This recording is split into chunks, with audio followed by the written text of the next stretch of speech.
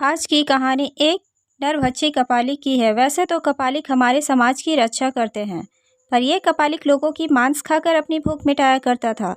कपालिक बहुत सी साधनाएं करते हैं और एक साधना में उन्हें इंसानी मांस का स्वाद भी चखना पड़ता है प्रसाद के रूप में।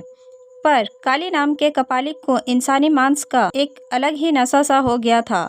उसे एक लत सी लग गई थी। जब तक वह एक इंसान को मारकर खा नहीं लेता था तब तक उसकी भूख नहीं मिटती थी। ये महाराष्ट्र के एक बीहड़ और घने जंगल में रहा करता था और उसके साथ उसके और भी साथी रहा करते थे, लेकिन उन्हें इस बात की भनक तक नहीं थी कि काली कुछ ऐसा भी करता है। और उसी जंगल से करीब 3 किलोमीटर दूरी पे एक गांव था। उस गांव में संतोष अपनी फैमिली के साथ रहा करता था और लकड़ियां लाने के लिए उस जंगल में जाया करता था। धीरे धीरे गांव के जानवर गायब होने लगे और लोगों में डर फैलने लगा। गांव के लोग उस जंगल के बाहरी हिस्से में जाते थे, पर अंदर जंगल की गहराई में जाने की किसी की भी हिम्मत नहीं होती थी, क्योंकि लोग जानते थे कि उस जंगल में अघोरियों का वास है और साथ ही साथ उस जंगल में बहुत सारे खतरनाक जानवर भी रहा करते थे। इस डर से वो जंगल के अंदर नहीं जाते थे। वो जंगल के बाहरी हिस्से में ही अपने जानवरों को चराने लेकर जाते थे और थोड़ी बहुत लकड़ियां भी वहां से लेकर के आ जाया करते थे। एक दिन जब गांव के लोग जानवर लेकर अपने घरों को लौट रहे थे, तभी मंगरू की गाय जो है वो दौड़ करके जंगल में चली गई और मंगरू भी दौड़ता हुआ उसके पीछे चला गया। पर मंगरू की एक भयानक चीख लोगों ने सुनी और मंगरू जंगल में शिकार हो गया। ये तो स्टार्टिंग थी। अब तो गांव से 8 लोग धीरे धीरे गायब हो चुके थे। गांव में ये बात आग की तरह फैलने लगी कि आखिर हमारे गांव के लोग जा कहाँ रहे हैं। कौन सा ऐसा आदमखोर जानवर आ गया है जो हमारे गांव के लोगों को खा रहा है, उन्हें अपना शिकार बना रहा है। गांव में एक दहशत का माहौल फैलने लगा था।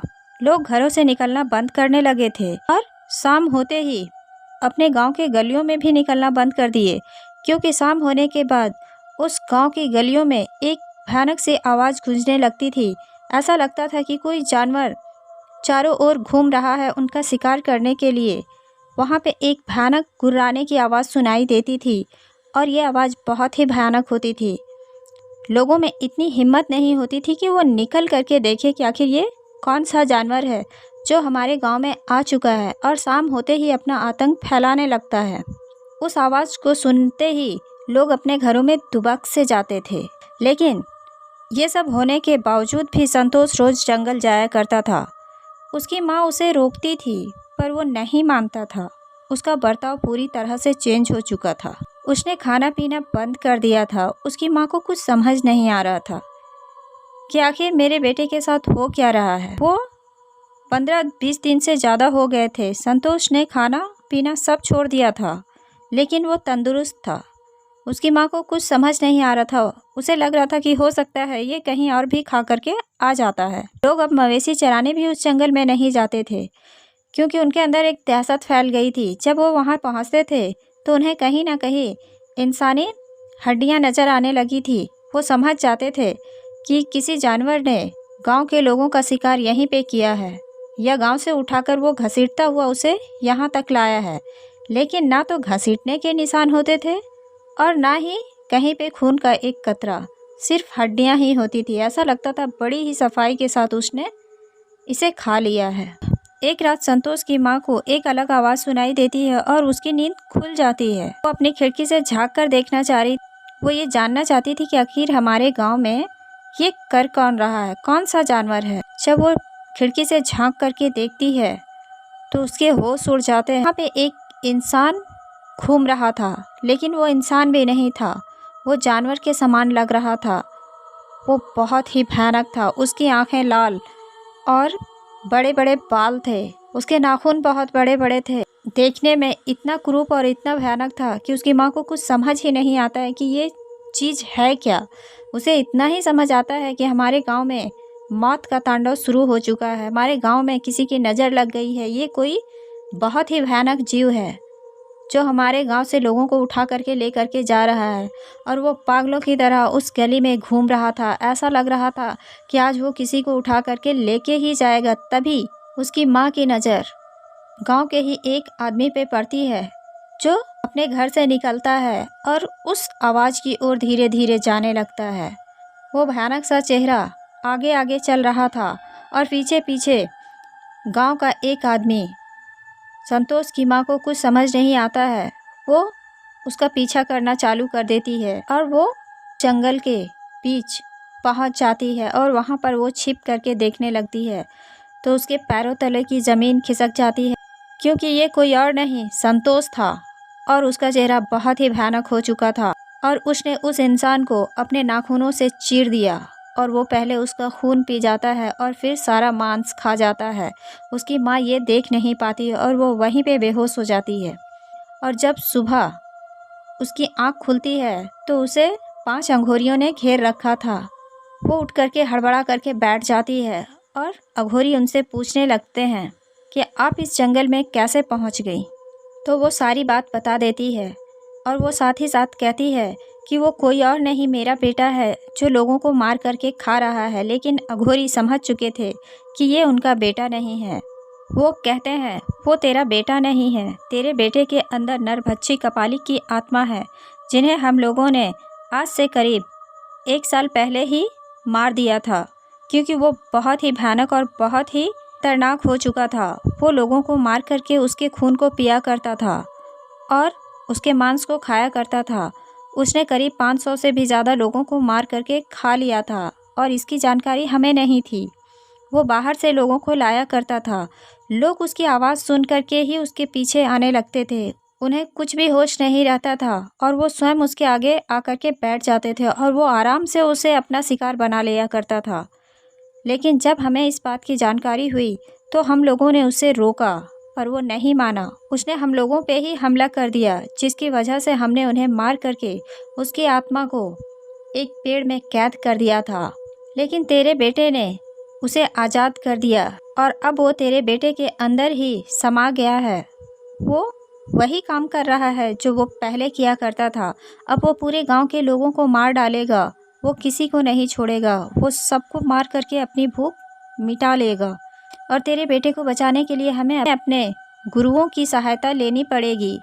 उसे कंट्रोल कर पाना हमारे बस की बात नहीं है। संतोष की माँ कहती है प्लीज़ मेरे बेटे को बचा लीजिए और हमारे गांव के लोगों की रक्षा कीजिए।